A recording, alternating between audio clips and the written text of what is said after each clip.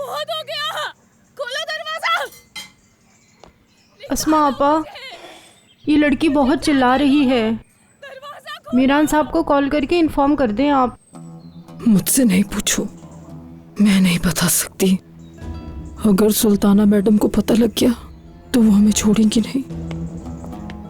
अस्मा आपी, ये कैसे लोग हैं, कैसा घर है ये? मुझे तो कुछ समझ नहीं आ रहा। आपकी हिम्मत है जो इस घर में रह ली। मुझसे तो एक दिन भी ऐसी जगह नहीं रहा जाता। क्या कहना चाहती हो शहरयार?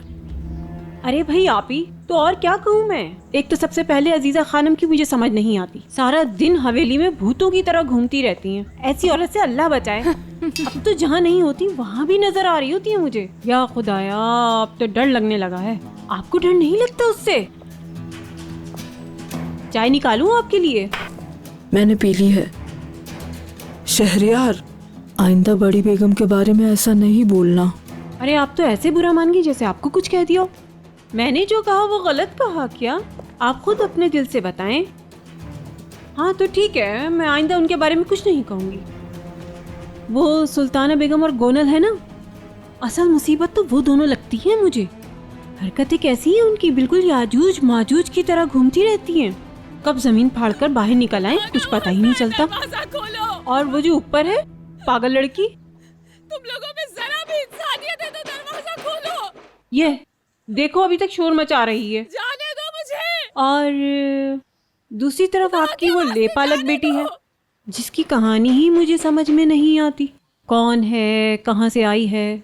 शहरयार, बगैर सोचे कुछ भी बोले जाती हो तर तर तर। सही कहा आपने। माशाल्लाह, इसकी जबान बिल्कुल कैंची की तरह चलती है। ऐसा क्या बोला है मैंने? जो देखा वही बोला है मैंने। और हाँ, और वो मीरान, क्या बात है उसकी। हाय अल्लाह, इतना हसीन और जमील चांद का टुकड़ा मेरी गोद में गिरे तो यही दुआ होगी, या अल्लाह बस मेरे पास ही रहे। क्या है, क्यों ऐसे टुक टुक देख रही हो?